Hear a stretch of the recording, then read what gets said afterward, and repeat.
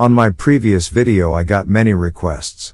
From that the second request is to make the flag of Jordan on Rubik's Cube, so now I'm going to make Jordan flag on Rubik's Cube.